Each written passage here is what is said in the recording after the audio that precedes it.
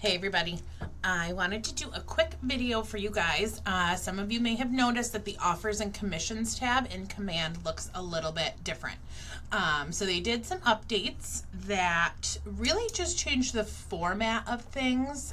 You don't have to do anything that's super different, but you just might notice a couple things look different or the format's a little bit different. So to create your offer, same way as always, make sure that you've submitted your documents to the office first. So your documents tab should be ready to go and paperwork has been submitted to us, and then you're going to come into offers and commissions and make sure you're hitting add new offer like always here. The only difference when you're creating the offer is that it's a little more condensed now, so you don't have to click through and next through different screens. You've actually just got one form here to fill out.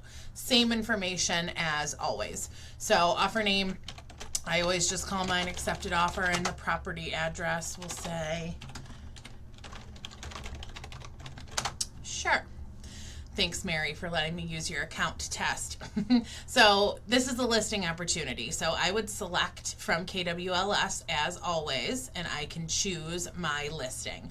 Really quick, I want to let you guys know if this is a off-market listing or a listing that was not put into the MLS, it's not going to pull in, of course, to this list of your listings. So what you need to do is create an MC exclusive listing up here at the top.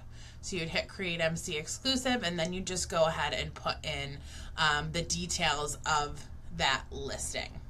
So keep that in mind. If for some reason you are struggling to find your listing through KWLS, let me know. If it's something that was listed in the MLS and you can't find it, it should be there. But if you do a non-MLS listing, you will have to create MC exclusive listing here at the top. So I've got my address pulled in here, my property type and classification. These are some new categories for us. So I'm just choosing my residential, and then under classification, you've got some different options now as well. Total units will auto-populate. Seller info, your seller or buyer, right? If this is a buyer opportunity, it would say buyer info. So my seller's name is automatically pulling in for me. My name as the agent, or Mary's name in this case, since we're in her account. And then we've got the buyer's info. So you're going to have to enter in the information of the party on the other side of the transaction as well. So I need the buyer's name and the buyer's agent. You can check the pre-approved box. It's totally up to you guys. Go ahead and check it. Sales price. So final sales price needs to go here. Cash.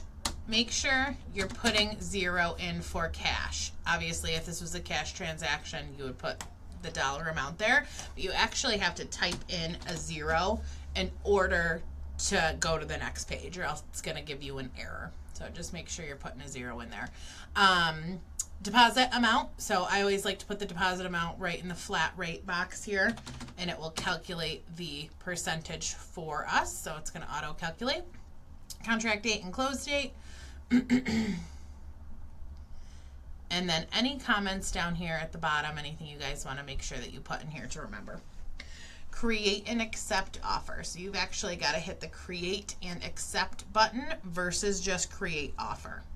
So make sure you're hitting create and accept so that you're able to get over to the commission tab.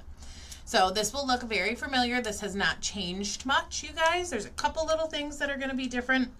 If you are a solo agent and you don't have any team splits and you're not putting in an outside referral, or if you're in the coaching program, you've got to add your coaching fee. So if you are just getting paid, you're taking 100% of that commission, then you should be pretty much good to go here. You just want to double check the summary on the right hand side of the screen. Make sure that your sales price is in correctly. Make sure that your commission rate is correct, right? And the one thing you're going to need to do for a listing, so I'm in a listing opportunity right now, you're going to see this add co-broker button. So we would like to ask you guys to please try to remember to add in the co-broke information. So Jackie and Noelle have done a lot of work making sure that all of the brokerages, or the most popular brokerages, right, are in here for you, so you don't have to run around and find the information. So what you guys have to do here is, of course, put in the percentage. So we'll say 3%. It's going to auto calculate the commission amount. And then in representative name, a lot of people are going to be inclined to put the agent's name in there, the co-broke agent. You're actually going to want to put the office name, so the brokerage name. So if I start typing in RE/MAX Plus, it's going to pull up for me.